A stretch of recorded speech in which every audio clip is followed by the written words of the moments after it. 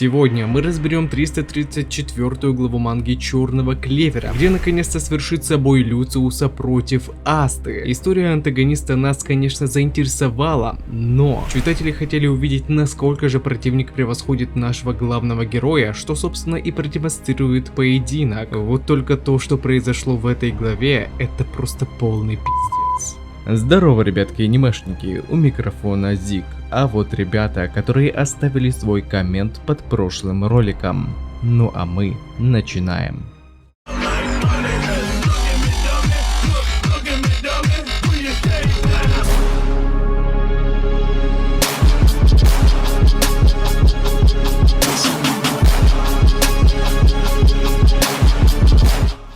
Итак, на связи 334 глава манги Черного Клевера. Переводил я ее сам, и так как я не профессионал, а любитель, могут быть ошибки. Прочесть вы ее сможете по ссылке в описании, как только я закончу ее обработку. После слов «Я готов превзойти короля магов», глава начинается сразу же со сражения. Используя катану разрубателя демонов, Аста вплотную наносит рассекающий удар, но противник мгновенно ушел из-под атаки, буквально очутившись в другом месте. Сразу же вспоминается бой Юлиуса с Патри, где, ускоряя свое время, король магов двигался даже быстрее магии света. Однако Люциус был даже сильнее своего братца, а значит и контролить врага, при том, что заранее зная сценарий, было очень просто. Четвертый Загратис не горел желанием затягивать сражение, и поэтому он навязчиво пытался использовать на нем свою собственную магию, но ничего не вышло, так что пришлось идти согласно второму плану и уклоняться от контратаки Асты, несмотря на то, что его положение было выявлено благодаря Ки. Это я опять-таки подчеркиваю его невероятную скорость, которая позволяет ему быть намного быстрее своих противников, даже если они способны предугадывать и читать движения оппонента. Однако конкретное несрабатывание магии антагониста заставило его понять, что даже прикоснувшись к Асте, он не сможет изменить положение сил, естественно из-за покрывающей антимагии. А значит, нужно было переходить ко второму способу. Если противник может стирать любую магию, значит нужно крушить его физической силой, которая скорее всего досталась злодею после поглощения Люцифера, ведь до этого только он так размахивал своими кулаками. Но прежде чем мы продолжим, небольшая минутка спонсора.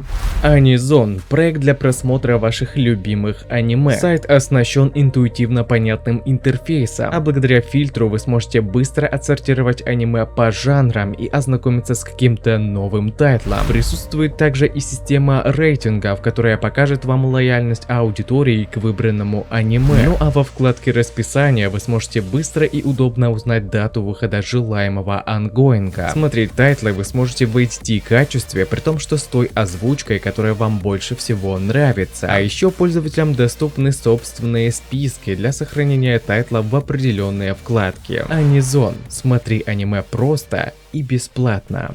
Большую часть сражения Люциус своей скоростью и сокрушительной физой просто издевался над Астой. Он осознал, что антимагия — это, конечно, проблемная штука, которая может помешать его плану воссоздать мир во всем мире. Однако пока он здесь, этому не бывать. Загратис родился в семье последователей дьяволов и научился использовать свою магию для того, чтобы вернуть человечеству былую священную силу, а вместе с этим очистить дьявольскую плоть. После чего он демонстрирует нам перевоплощение в его истинную форму человека, где он принимает облик не одержимого, как мы привыкли это видеть, а принимает облик явно смахивающий на божество. Чего только стоит 3 пары ангельских крыльев и двойной нимб над головой. Данную форму, скорее всего, удалось заполучить путем поглощения всей троицы правителей преисподней, ведь единение с одним дьяволом мы уже видели, а после прихода Люциуса в Клевер Аста подметил, что ки противника было словно как у Люцифера. И хоть уже тогда паренек говорил, что Загратис не был человеком, а больше походил на дьявола, то с воплощением формы истинного человека, назову ее формой Антихрист, ведь Люциус в буквальном смысле сделал из себя мессию, который пытается якобы спасти человечество путем уничтожения былых уставов и верований.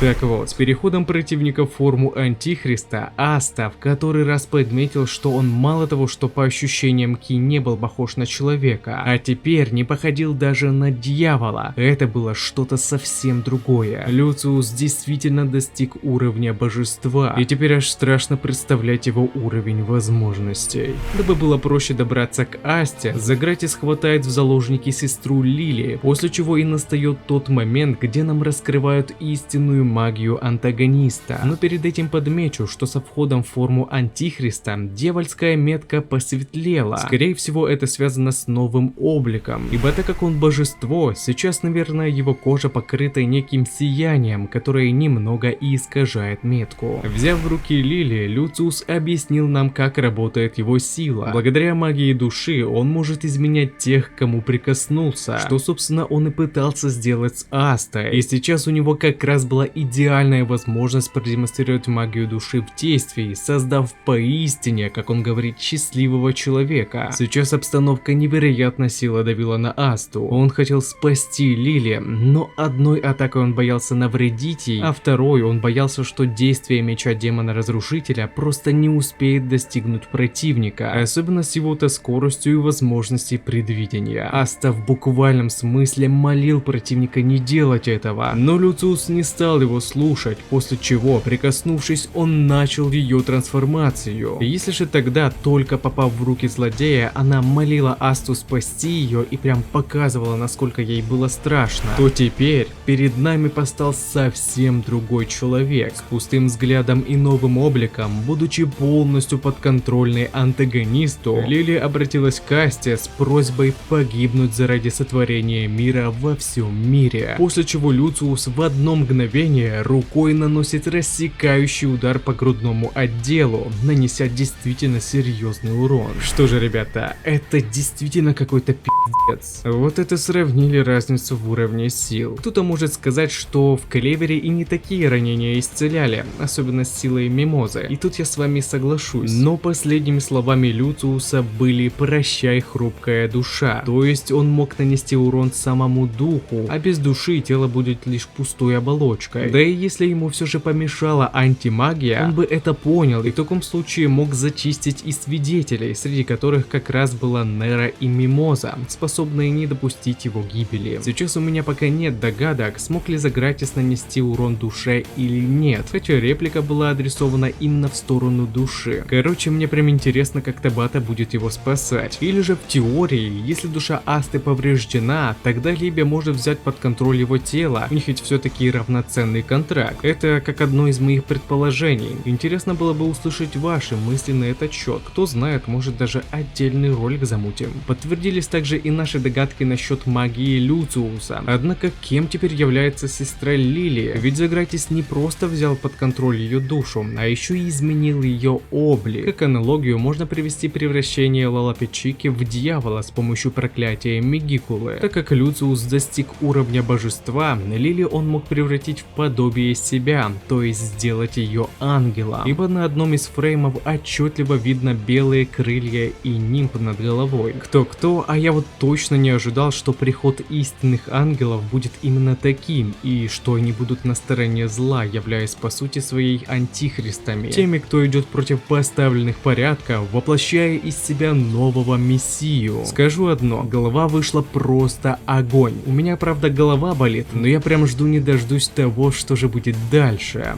А на этом ролик подходит к концу. Пишите свои мысли по поводу этого ролика, выскажите свое мнение, что вам понравилось, а что не понравилось, и несколько комментариев поведут следующий ролик. Если тебе понравился ролик, тогда лайк и подписка для меня будет лучшей благодарностью. А также не забываем про колокольчик, ведь в последнее время не всем приходит уведомления. Всем спасибо за ваш просмотр и всем пока-пока.